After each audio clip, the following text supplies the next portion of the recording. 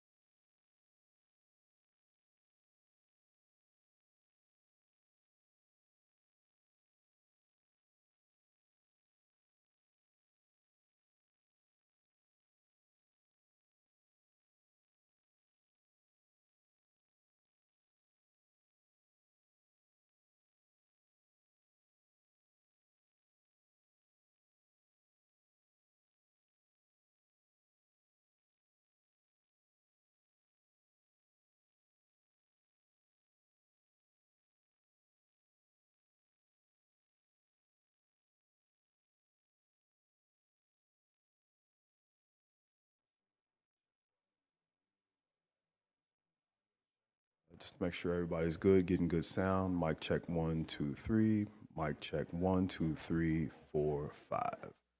It is Tuesday, August 19th. We are here in the Mayor's Gallery. Our press conference will be starting in about 5 to 10 minutes. Mic check 1, 2, 3.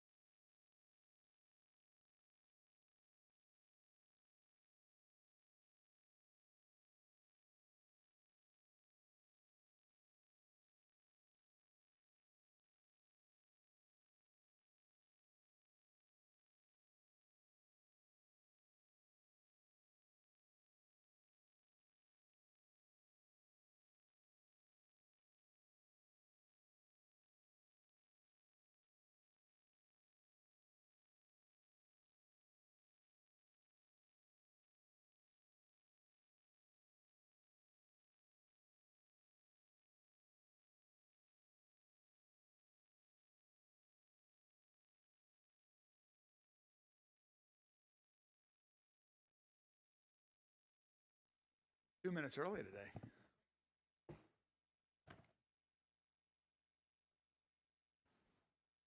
As already?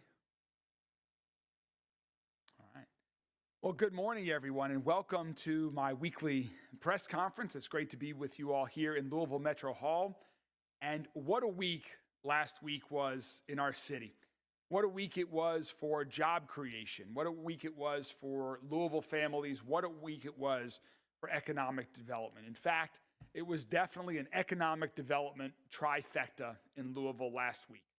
We're still celebrating the great news that Ford chose Louisville as the home of its new electric vehicle platform and its revolutionary new way of manufacturing products. It truly was a real Model T moment for us here in Louisville, and we're at the center of it all as Ford moves forward into the next decades. We also were with Texas Roadhouse, who's doubling down on their commitment to Louisville. Texas Roadhouse announced the purchase of their 2 corporate headquarter buildings for their corporate headquarters and restaurant support center. And while I know they may have Texas in their name, it was very clear last week that Louisville is at the center of their heart, and that this move and commitment cements Louisville as part of their future for the years to come.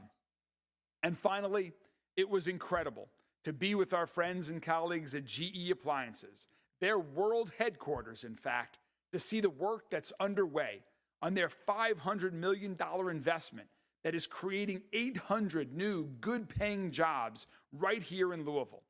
And just another example of how Louisville is becoming the center of the country, the center of the world when it comes to advanced manufacturing. At GE, that announcement last week was bringing back great new manufacturing to Louisville as the epicenter for its most popular laundry products.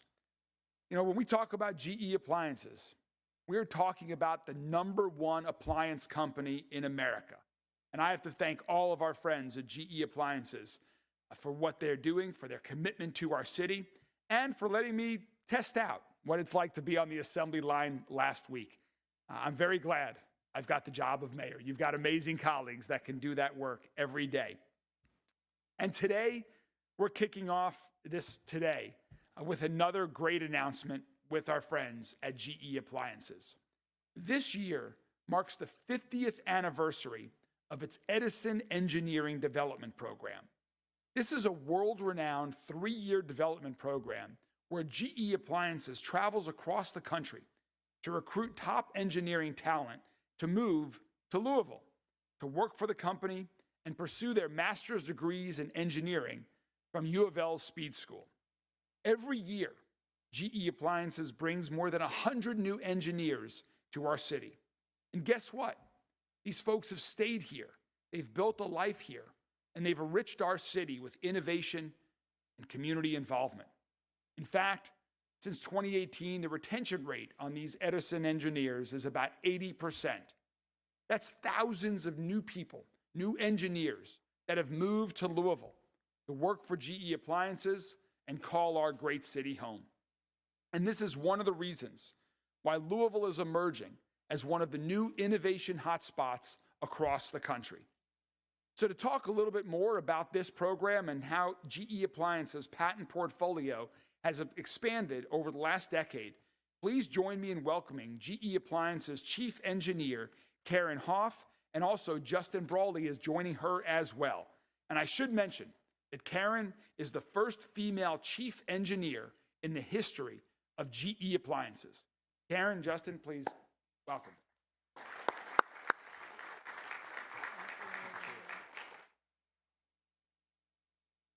All right, thank you, Mayor Greenberg. Good morning, everyone. So I am really excited to be here on behalf of the 1,600 engineers at Appliance Park, the global headquarters of GE Appliances right here in Louisville, Kentucky. And today I'm here to talk about a hot topic for our city, talent attraction and retention. I'm here to tell you not only is world-class talent staying in Louisville, they're coming here, building their careers here, and they are driving innovation right here in Louisville, Kentucky. As the mayor said, this marks the 50th anniversary of GE Appliances Edison Engineering Development Program in Louisville. Since 1975, at our headquarters, the Edison program has brought the best and brightest from top engineering schools across the country and from right here in Kentucky. These newly graduated engineers develop real-world experience designing appliances that go into millions of homes, and they also get a fully paid master's degree from the University of Louisville J.B. Speed School of Engineering. As the mayor stated, we currently have 100 Edisons on program each year, and since 2018, we've had an 80% retention rate. So the great news is that after they graduate from the program, they're staying, and they're choosing to build their futures and their families right here in Louisville, Kentucky. So why does attracting talent matter? The mayor referenced the Axios study. So Axios, using National Science Foundation data, named Louisville as one of the emerging innovation hotspots. And they referenced a surge in patents, 105% surge from 2012 to 2022. At GE Appliances, we have doubled the size of our patent portfolio in the last 5 years. And we have more than 1,000 engineers that have at least one granted patent, and some that have up to 119. Imagine, 119. That is not talent leaving Louisville. That is talent inventing, designing, and thriving in Louisville. And last week, we had a huge announcement. We made a commitment to invest $3 billion in U.S. manufacturing and product development. Behind every product we launch and every patent we earn, there is a design engineer who is proud to call Louisville home. So thank you, Mayor Greenberg, for celebrating this milestone with us. And I would now like to invite up Justin Brawley. Justin is an Edison grad and a design engineer at GE Appliances, and he's going to share a little bit about his experience.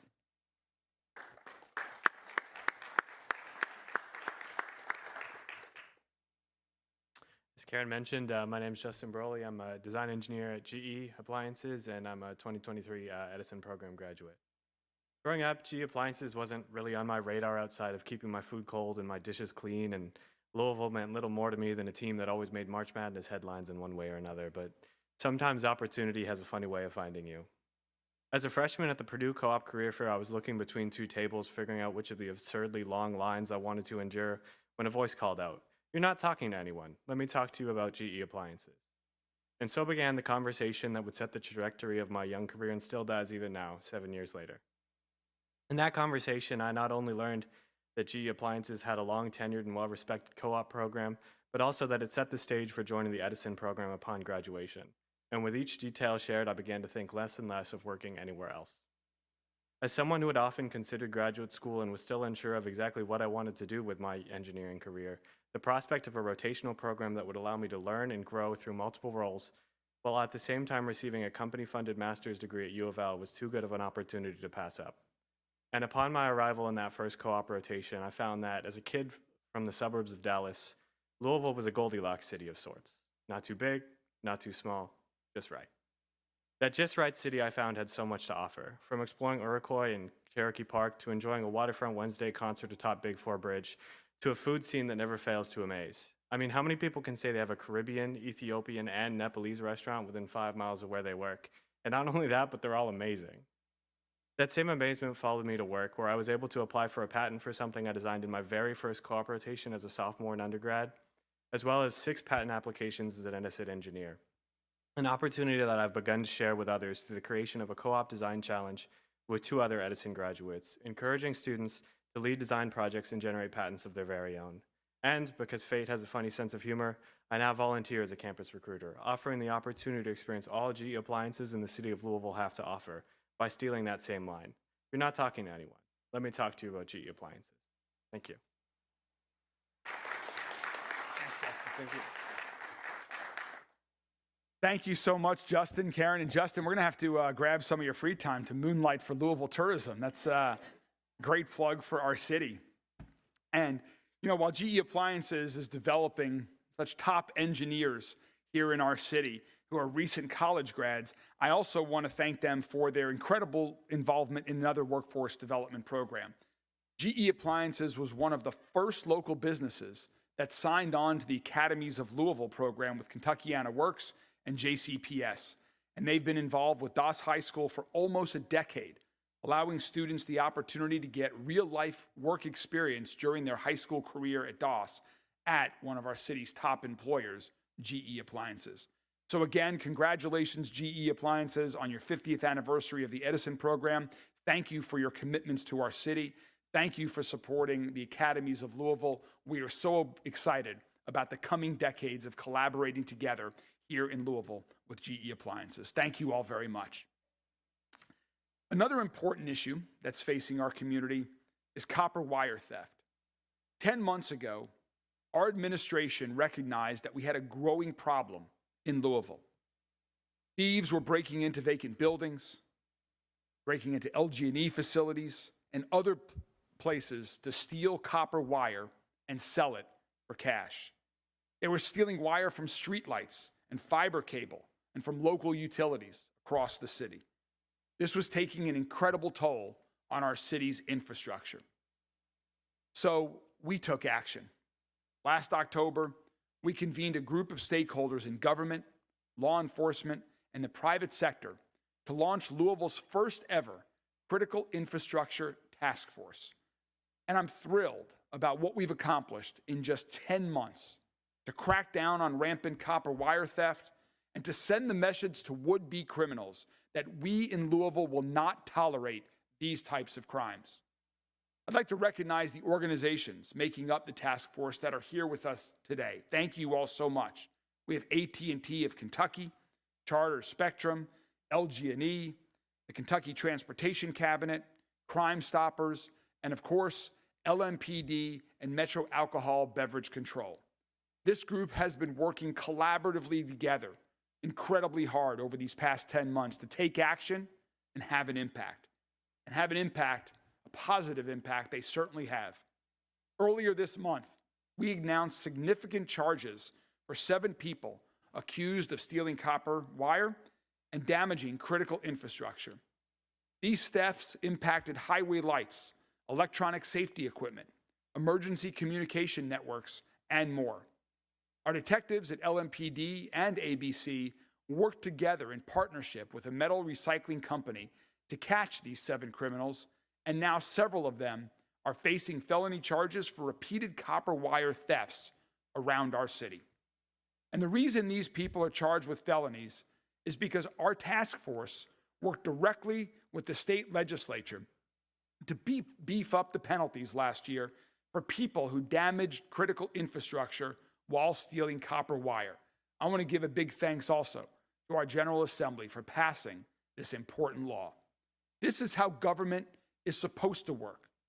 The private sector working together with our local and state officials, collaborating with lots of different agencies throughout Metro government to take action and have a positive impact for our citizens. And we're here today to celebrate a new Metro Council ordinance that will help us crack down on copper wire thieves. I want to thank the sponsors, Councilman Winkler and Councilman Kramer, who worked with us to pass this ordinance with their colleagues at Metro Council. This new ordinance increases penalties for copper wire thieves and makes it easier for police to prosecute them.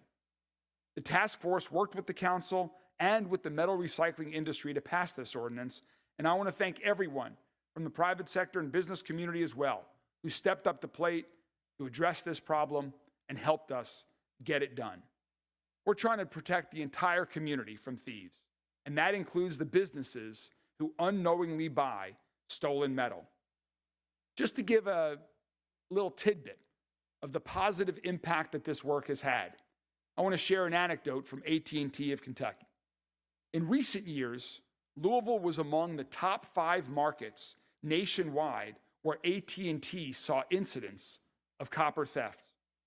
Today, Louisville is no longer even in their top 30 markets for copper theft incidents for AT&T. This is positive momentum. This is the reflection of what people can do when they work together, where they have a strategy and they take action. We have taken action, we have seen positive results, and I want to thank everyone involved with this critical infrastructure task force, with our colleagues at Metro Council that have helped make this happen. So I'd like to call everybody up from the task force to join me, all of our partners from LMPD, ABC, all of the private sector that work together, to thank you all very much. We're going to have a ceremonial ordinance signing right now here of that. To join Councilman Kramer, myself, Councilman Winkler here. I'm not sure if he was able to make it. For this signing, but before we do, let me introduce one of the members of the task force to say a few words, the president of AT&T Kentucky, Carlos Sanchez.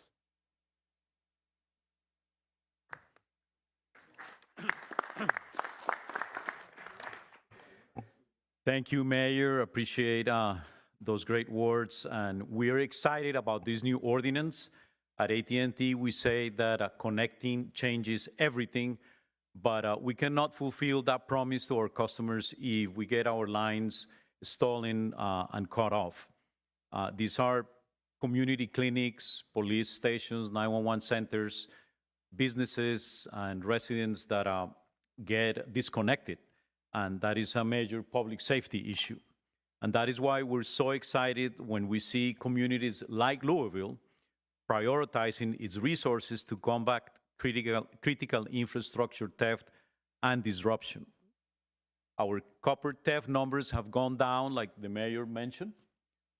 So that is very, very encouraging, and we want to commend everyone who has been a part of this, of course, the mayor and his leadership, but Deputy Mayors George and James, LMPD, ABC, the Jefferson County Attorney, other colleagues, providers as well, of course, who have been at the table, and of course, Councilman Kramer and Winkler, who championed this new ordinance. So we're excited about this, great momentum, like the mayor said, and we'll continue moving forward. So we're ready to sign the ordinance.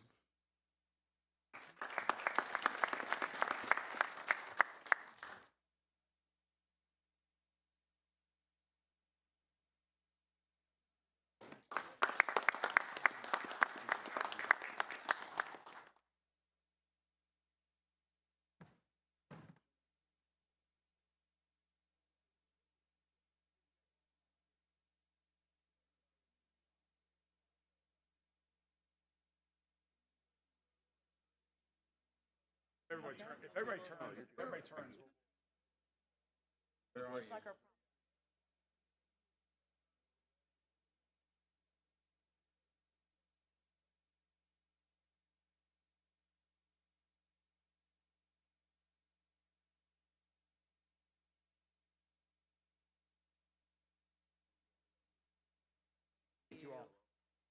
Thank you. Again, a big thanks to Councilman Kramer, Councilman Winkler, and all of our colleagues on Louisville Metro Council who worked collaboratively to help make this happen. We're really excited about the next steps to continue keeping Louisville safe, part of which is protecting our infrastructure. And finally today, before I take questions, we have an important update on the Solarize Louisville program. Last month, the United States Congress passed a bill that shortened the window for federal energy incentives. So if you're considering going solar at your home, you must act before the end of this year. You must act before December 31st, 2025 to claim the residential clean energy credit. This could cover up to 30% of your solar project's costs depending on your tax liability. The Solarize Louisville program offers households in Jefferson County and 7 other surrounding counties the opportunity to go solar and support our 100% clean energy goals. This program makes investing in solar easy. Through Solarize Louisville, we connect participants with vetted solar installers, provide a step-by-step walkthrough of the solar installation process, and we help participants access discount rates on solar. I'm happy to announce that the deadline to apply to Solarize Louisville has been extended to Monday, September 15th. This new deadline will allow more households to take advantage of the benefits of solar power.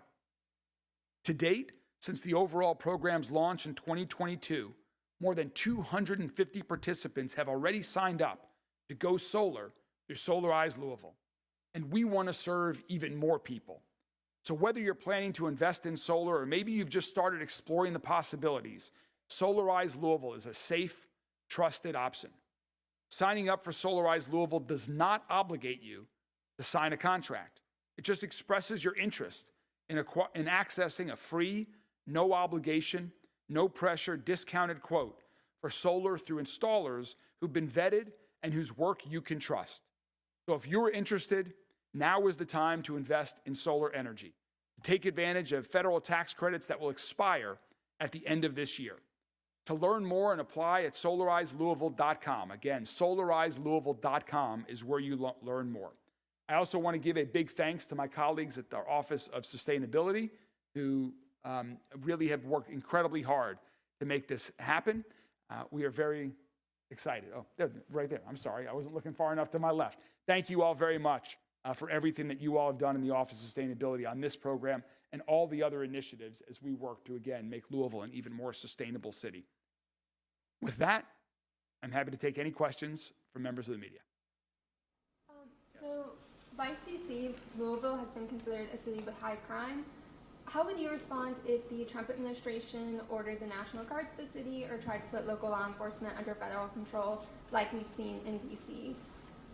So the question was about how would I respond if the current presidential administration sought to bring the National Guard to our city or put our city under federal control.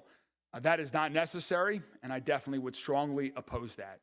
Under Chief Humphrey's leadership and what we've been doing, working collaboratively with the community, we are seeing incredible progress in reducing violent crime in our city. Homicides and shootings are down over 30% this year alone. We are making great progress. We can and we must do more, but we are doing that here locally with LMPD, with community organizations, with our Executive Director of Community Safety and the new work that she is doing through our Safe Louisville plan, through Office of Violence Prevention, through gatherings like we had last night, community conversations, bringing the team together. We are making progress. And don't get me wrong, this is no reason to celebrate because we have a lot of work to do. We just saw last week another tragedy that happened in our city. So we will continue to do more. We will continue to focus on areas like juvenile violence that we want and need to go down even more. But we are making great progress here in Louisville, working together as a city together. And that's our plan for going forward. Mayor, you mentioned the 100% renewable goals. I know that there is a resolution before Metro Council right now. I think it originated with your administration and the Office of Sustainability that would essentially support the city buying clean energy credits instead of doing something that's a little bit harder, which is actually cleaning up its own emissions. Why go that route? So the question was about the 100% renewable energy goals that the city has set for itself several years ago. and there's a proposal pending regarding buying some clean energy credits.